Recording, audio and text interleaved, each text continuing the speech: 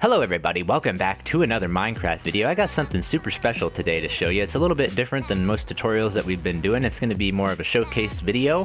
I'm not going to do a block for block because this is a pretty advanced thing, and I think that if you're building a witch farm, you should be able to pretty much copy what I've got going on here, and if you're not, then maybe leave a comment down below and I'll try and answer any questions that you got. But if you want to know how to get a witch farm measured out the proper way to have all 3 floors, that kind of thing, I'm going to link a video by DocM77. He's a really good German YouTuber who has a great explanation back on the PC version when this first came out, the triple floor pattern.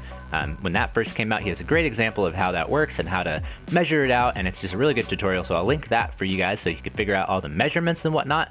But long story short, as you can see, we're not getting the best rates right now because we're down low and there's probably some caves underneath us, so you got to AFK real high to get this to work real good.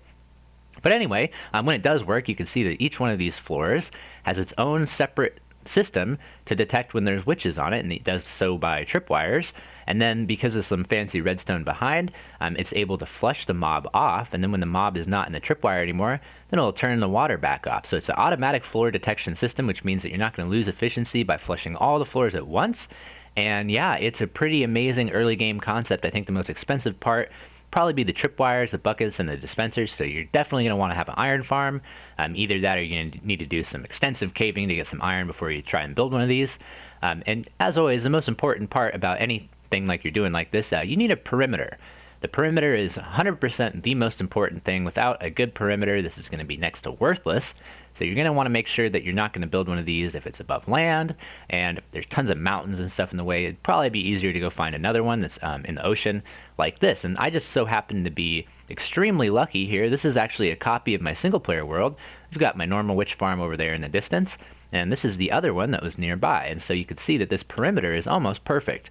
All of these little white pillars mark out 128 blocks away from the center of the platform. And so you can see there's just barely a little bit of land in there, and so if you rip that out, you'd get even better rates. So if we come down here into this drop shaft, you can see it's just some hoppers far enough down where the witches are going to die, and I don't actually know why it's not going into there. Oh, it's because it's going into the bottom one, of course. So yeah, so that's all you got to do here, and we're down here at 35 on the Y, which means we want to go up to, say about 150. We don't want to go too much higher because we don't want the witches to despawn before they hit the ground. And so if you're AFKing, you just want to make sure you're within 120 blocks of that bottom layer.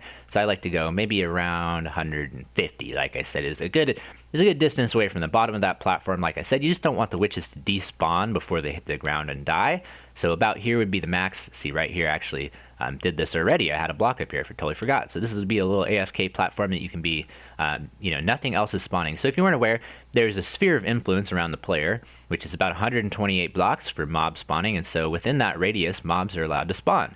Now, if there's nothing in that radius, no solid blocks, except for your witch farm, 100%, then that means that no other mobs are going to spawn except the witches in your farm, and you'll get really good rates. So that's the point of pillaring up here and hanging out in the sky, and I do that for all kinds of different farms. But for this witch farm, it's extremely important because these rates are really not that great unless you have a really good perimeter. So anyway, I'm going to show you a couple little more things about how this works, but like I said, I'm not going to give you a tutorial, so I'm going to fly around so you can see the redstone. Oop, let's drink a night vision.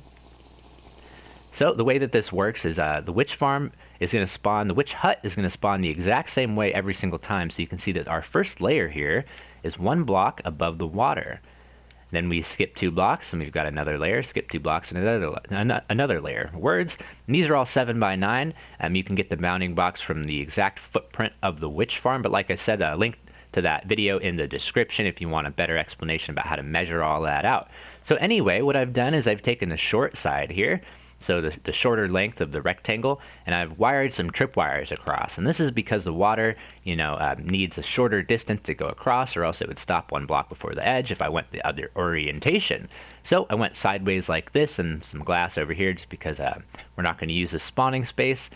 Theoretically, something other than witches could spawn on this glass if it wasn't glass, so that's why I did that.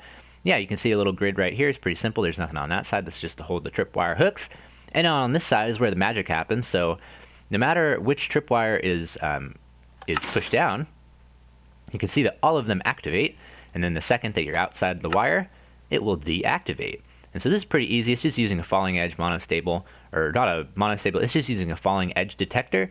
And so you can see all of the redstone here. We've got a repeater with no delay coming out of each layer. We just need one repeater per layer. That means that whichever tripwire it activates, it's all going to activate the redstone. So that just goes into a block with a torch and a block with a torch, and this repeater on 3 ticks. And so this is what causes the falling edge detection, and so it gives it a signal when it turns on and a signal when it turns off. And then we've got a torch on the backside here. So one little issue that I've had with this is that sometimes these dispensers will activate, and for whatever reason you've left the area or you've gone through another portal or you've died or something like that while this was in its process, then it will get stuck in the on position. So every time you use a farm, you probably want to come and check and make sure that that's not the case. And if it is the case, there's a really simple way to fix it. So I'd recommend putting a ladder in right about here. And what you do is you just replace these torches if you want it to switch its orientation. Pretty easy. You can see that now it's on. So if in any case, for some reason it was on like this, all you'd have to do is go to the backside here, break the torch, and place the torch back again. So that's essentially it, guys. This is, simple. This is barely using any redstone. You can see all the redstone here. And by the way, to tile it upwards, all you've got to do is on that second torch right there, you put your block with your repeater on it.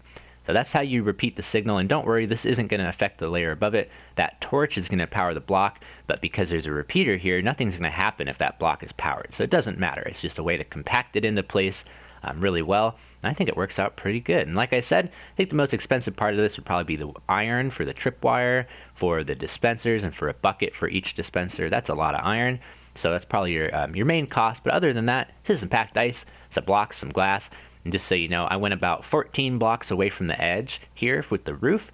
And this is to prevent light levels from being underneath the roof. So we took this block here, we counted out 14 in every direction, and we made it into a big square. And so, well, guys, I've been sitting here watching this go for a few minutes trying to think about if there's anything else that I've left out for the video, and I don't think there is. Like I said, it's a really quick little showcase video just showing you this cool little design. Like I said, if you need a more detailed explanation about how to build a witch hut, farm in general, where to put your floors, like I said, I'll leave a link to DocM77's video in the description, which is a really good explanation of that. But for now, I think that you've seen all there is to see. Let me know if you like this cool design. I'm pretty happy with it. I think that probably the main benefit of this is that it's just going to work continuously. You don't have to heal up golems or do anything crazy like that. Yeah, and it's really quick to clear the guys off as well. So anyway, that's going to do it for me for today. Hit the sub button if you're new, if you feel like it, and maybe give me a like too. That would make my day. So thank you guys so much for watching. Let me know what you thought about this. I'll see you in the next video, guys. Have a good day. Bye-bye. Now, we can choose some other stuff. Why don't we do a fire resistance? And let's make that into an extended version. So you just saw the magma cream, now you saw the redstone. So everything's going to go into here and it's going to brew up completely fine.